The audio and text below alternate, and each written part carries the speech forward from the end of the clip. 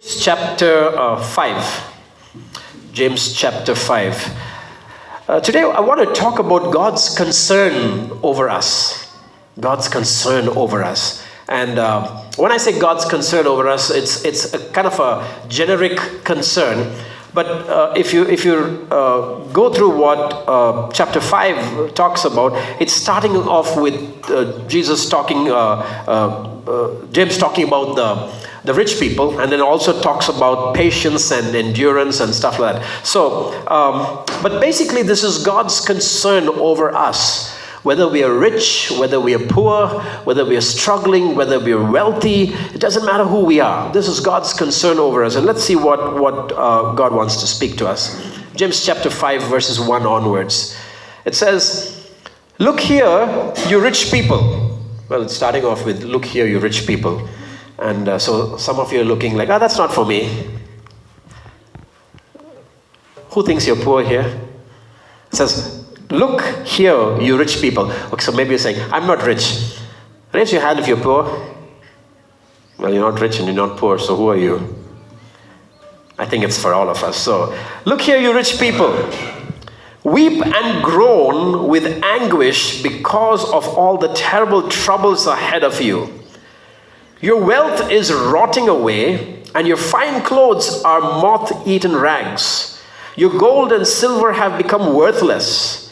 The very wealth you were counting on will eat away all your flesh like fire. This treasure you have accumulated will stand as evidence against you on the day of judgment. For listen, hear the cries of the field workers whom you have cheated of their pay. The wages you held back cry out against you. The cries of those who harvest your fields have reached the ears of the Lord of the heaven's armies. You have spent your years on earth in luxury, satisfying your every desire. You have fattened yourself for the day of slaughter. You have condemned and killed innocent people who do not resist you." Verse 7 onwards, it talks about patience and endurance. It says, "Dear brothers and sisters, be patient as you wait for the Lord's return. Consider the farmers who patiently wait for their rains in the fall and in the spring. They eagerly look for the valuable harvest to ripen. You too must be patient. Take courage, for the coming of the Lord is near."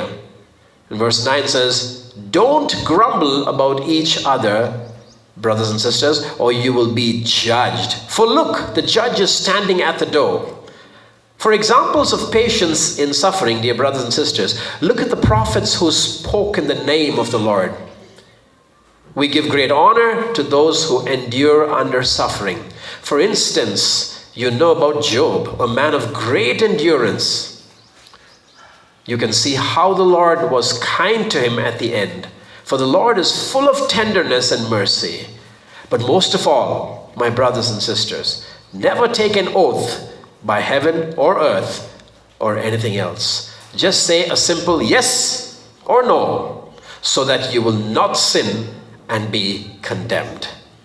Now, interestingly, it starts off chapter 5 with saying, "Look here, you rich people." Now, when I was reading that, "you rich people," God is not actually referring to only the rich. And that's the reason why I said today I want to talk about God's concern over us. Sometimes we have this wrong notion that rich people are proud, rich people are arrogant, and rich people are selfish and self-centered and stingy. We have this wrong notion. But that's not true. That's not true. I've seen a lot of poor people who are very arrogant, selfish, stingy, and horrible. Just for the records. So don't look at a rich person and say how proud you are. No, God has blessed people with wealth and property and money. God bless them.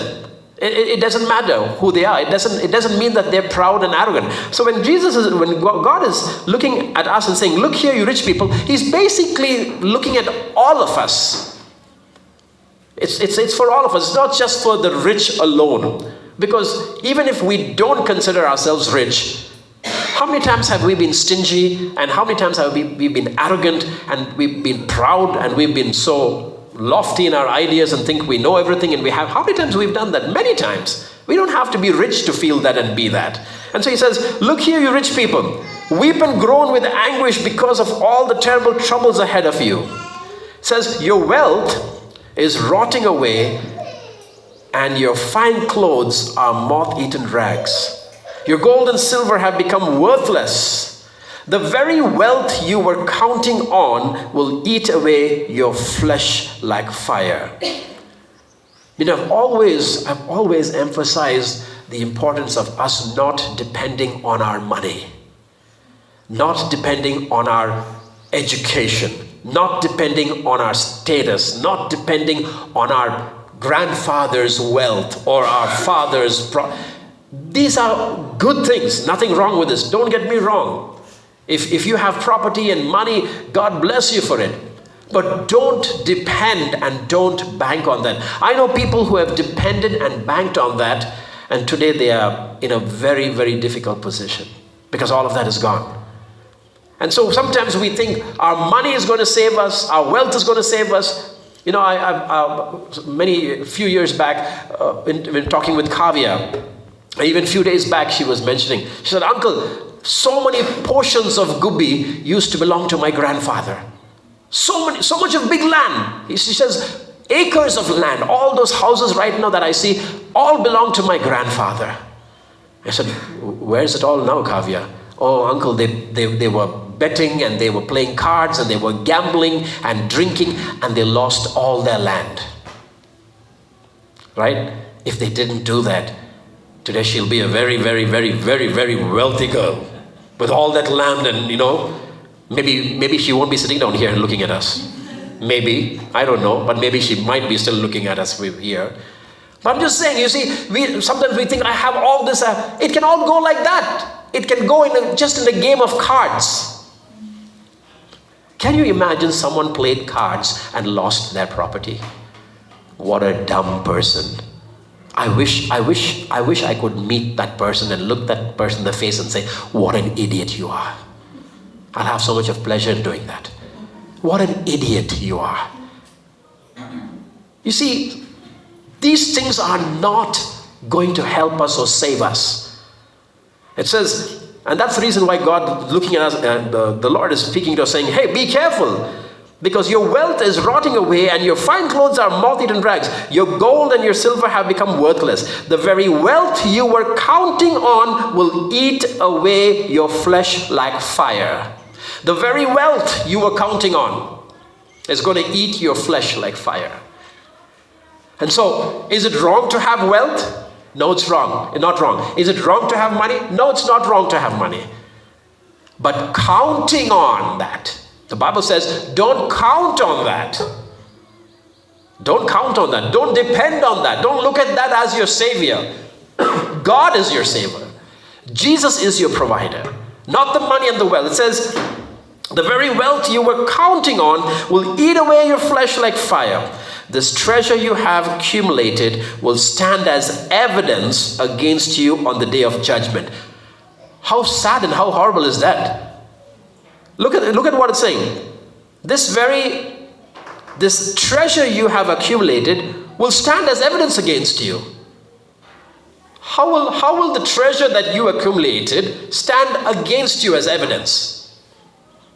How's that possible? What's wrong in accumulating treasure? What's wrong? There's nothing wrong.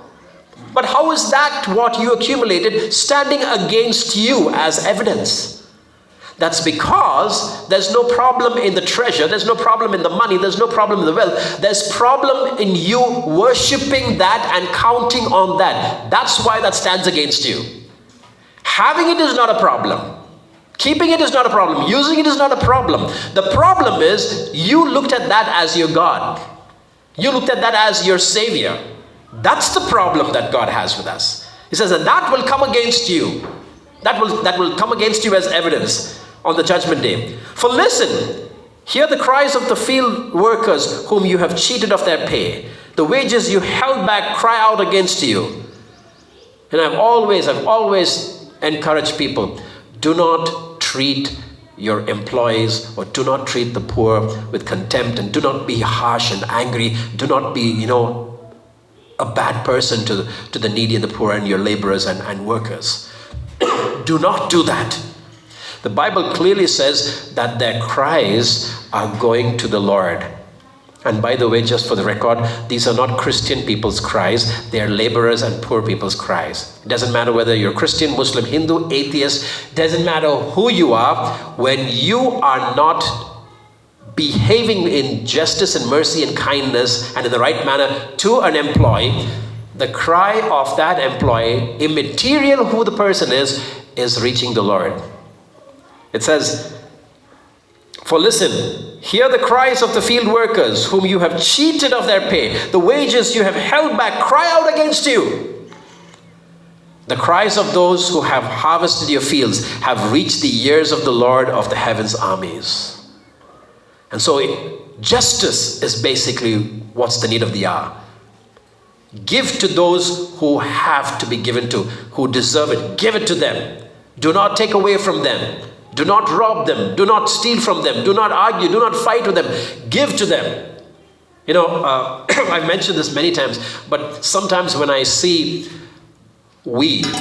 us, going to the vegetable market and bargaining with vegetable vendors, I get very angry. I really get very angry with people when I see them do that.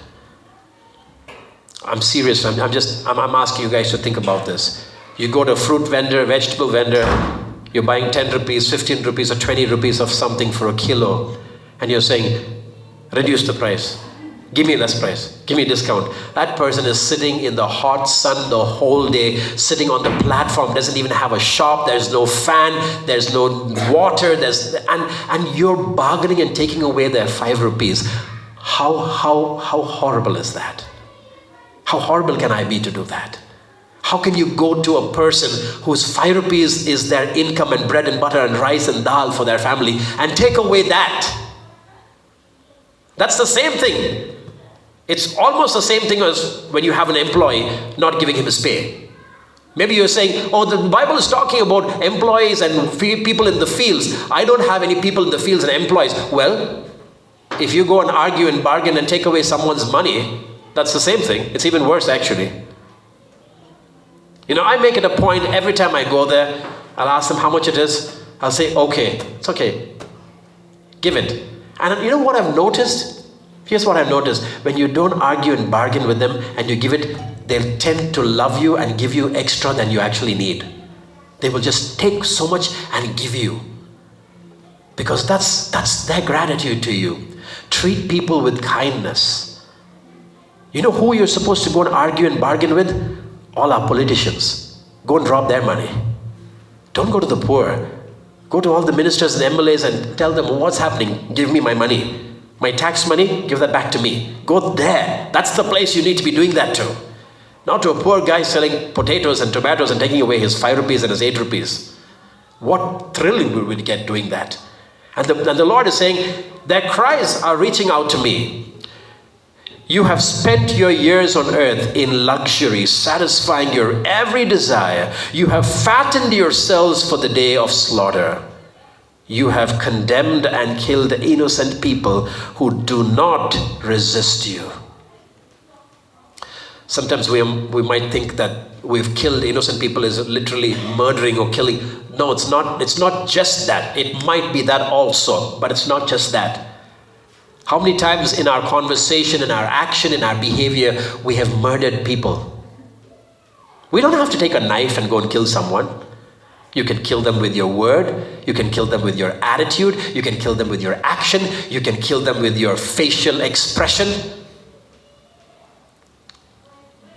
Yesterday I was in Mysore and with my friends, and I actually just came back this morning, just an hour back. And so he was telling me, Godfrey, you know this person? I said, yeah. I said, how are they doing? Yeah, there was a program, and we went for the program, and the husband and wife has also come. These are good friends of this guy. And he says, I was taking the food, and I looked at them and said, hi, how are you? And the guy said, hi. He was very dry. They are very close friends for so many years, but something happened, and then they're not talking each other. And he looked at the wife and said, hi, how are you? And she said, These are all Christian people. Very, very spiritual Christian people. Hi, how are you? Wow, I love that. I can give a whole week's topic only on I can just speak for a week only on that. I don't even need the Bible. How do we say we love Jesus and look at someone? So here's the question I have. I'm very dramatic sometimes. I'm very practical. Let's say that person who said hi to you was standing next to Jesus and he said hi to you. Will you do the same thing? Jesus standing next to you. Maybe a little bit more stylishly, right? How do you do that? You do that when Jesus is there? But we do that when Jesus is not there, right? So don't we have you heard people who say you have two faces? Right? I think we have 25, not 2. 2 is a very decent number. If you have 2 faces, you're blessed. I think we have like a dozen faces. We're one face in the church, we're one face in the college, we're one face in the office, we're one face in the neighborhood, we're one face to the mom, another face to the dad, another face to the pastor, another face to the leader. We've got 25 faces. And we're doing very well in all the 25. Professional. We just have to do it the way we do it. If Jesus was there, we do the same thing? We don't do the same thing, right? It says, you have murdered people. Innocent people. You have condemned and killed innocent people who do not even resist. They don't resist. They don't even fight back with you. And you do that to them. In verse 7, it says, dear brothers and sisters, be patient as you wait for the Lord's return. Consider the farmers who patiently wait for the rains in the fall and in the spring. They eagerly look for the valuable harvest to ripen. You too must be patient. Take courage, for the coming of the Lord is near. Don't grumble about each other, brothers and sisters, or you will be judged. That's a very common thing that we are so used to, right? We grumble about each other. We complain. We backbite. We front bite. We side bite. We top and down bite. I don't know which other portion we bite and we don't bite. Right? Why do we do all this? Where do we get all this encouragement and motivation from? It's not from God. It's definitely not from God. I don't even think it's from you. I believe nobody is a bad person. I'm a very strong believer. Nobody is a bad person. And the reason why I believe that is because God never made us bad. I'm a very strong believer that nobody is bad. Even the worst guy who you bring and come in front of me, I will say he or she is not bad. And then maybe the question is, why are they doing bad things? That's a good question to talk about. If they're not bad, why are they doing bad things? You see, the things that they do are bad. They are not bad. The things we do are bad. We are not bad. So the question is, who makes us do these things? Do you make yourself do these things? No, you don't. You don't like these things. Have you realized when you do something bad, have you realized immediately you feel guilty? Have you realized that? Doesn't matter what it is. Smallest, medium size, extra large and big. And very, very large. It doesn't matter what you do. As soon as you do it, you don't need to come read the Bible. You don't need to wait to come to church. You don't need someone to come and tell you. As soon as you do it, the very next second, you're feeling bad. Do you know why you feel bad? I'm giving you a revelation this morning. You know why you're feeling bad?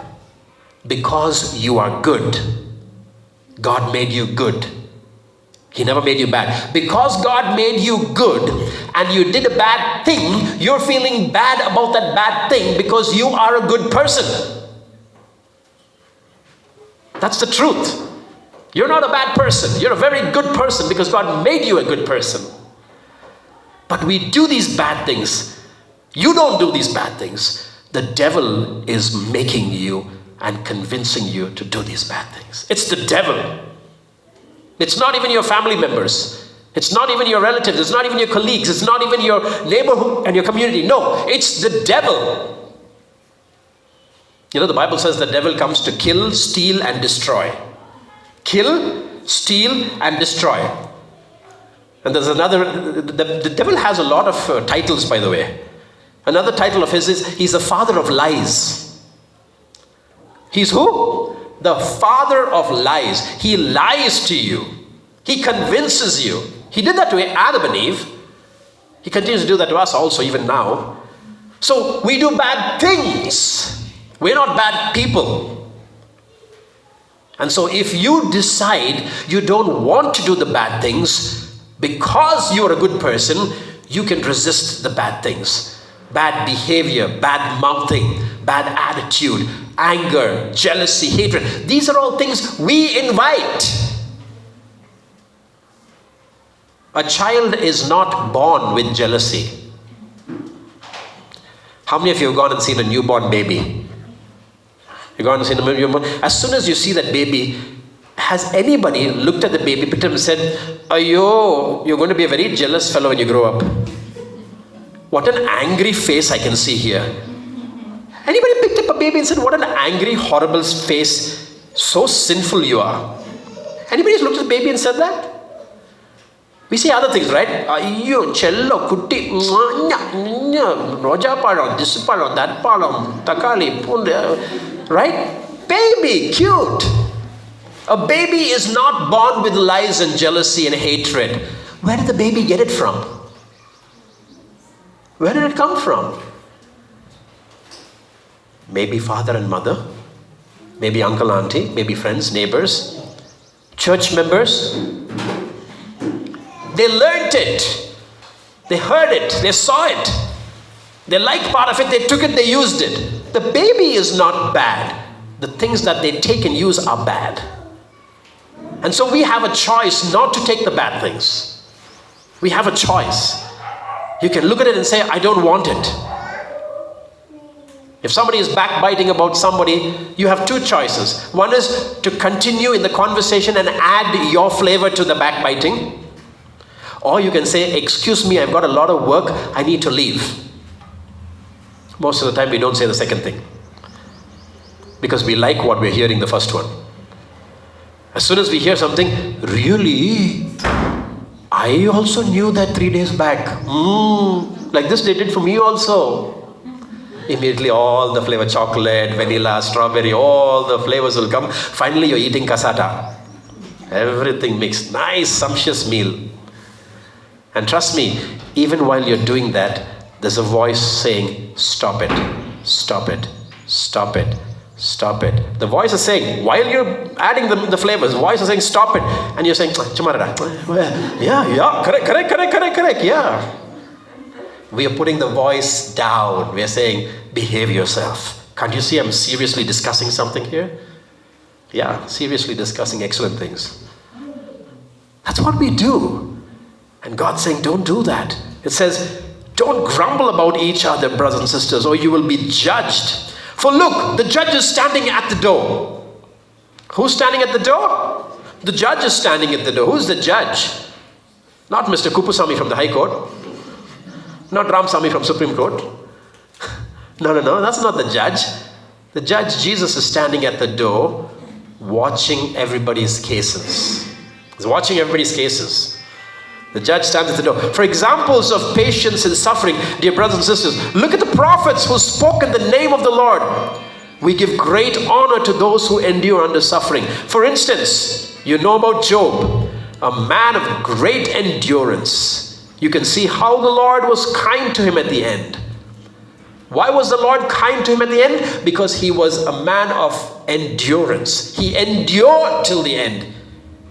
He was who he is and was and what God wanted him to be, despite all that he went through. It says God was him, for the Lord was with him till the end. For the Lord is full of tenderness and mercy.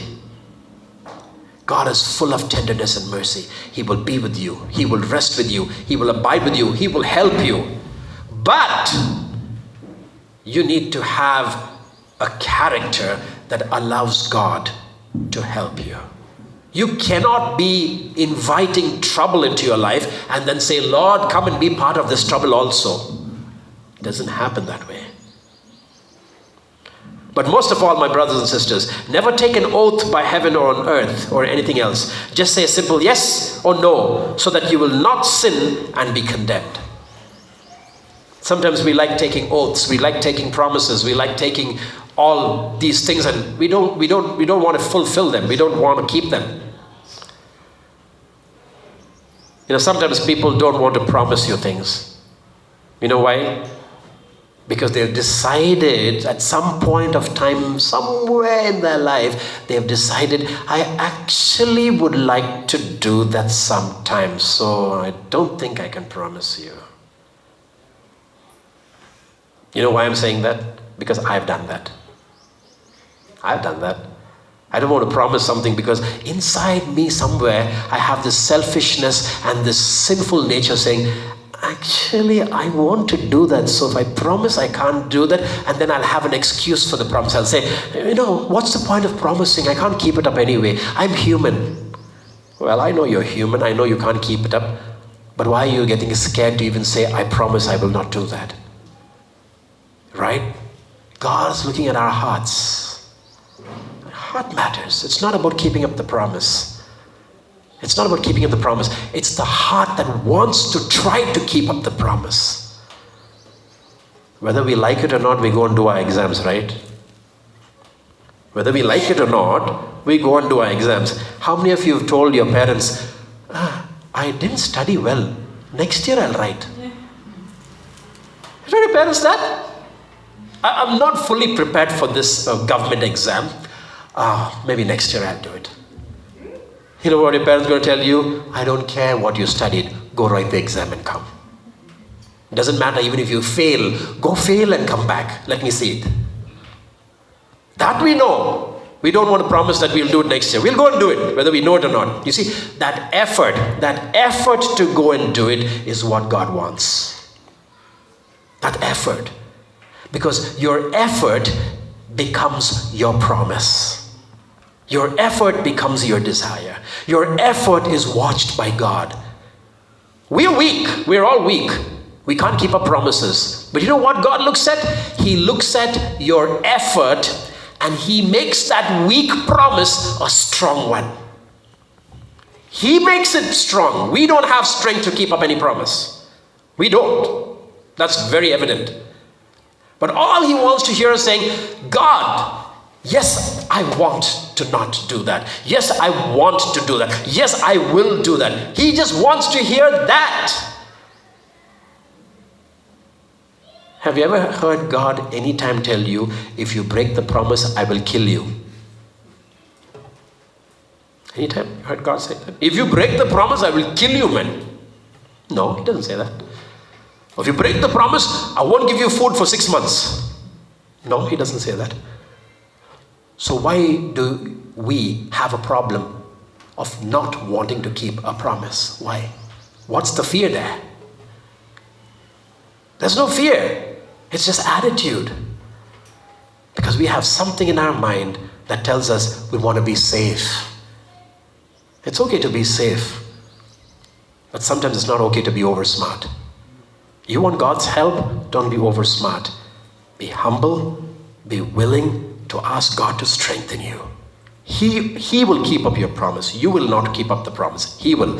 But you need to be available for Him to help you keep up that promise. And so it says here, never take an oath by heaven or earth or anything else. Just say simple yes or no. Just go to God and say, I'm sorry, I don't like you, I don't want to obey you. And God is fine with that. He's good. No issues, no arguments. Or just go to God and say, yes, I want to obey you, I want to love you, I want to follow you. Say a yes or say a no. Don't take all these oaths and promises and sometimes I see people, I don't know where we get all these things. They'll say, God promise. They'll catch their throat. God promise, brother. God promise. I know in Tamil Nadu they say, unga amma mela satyamda. Unga amma mela satyama. Yana unga ponnadi mela satyam illaya? Why promise over your husband and wife? Why unga amma? They'll catch here, they'll catch here, they'll catch here. I don't know where else they want to catch.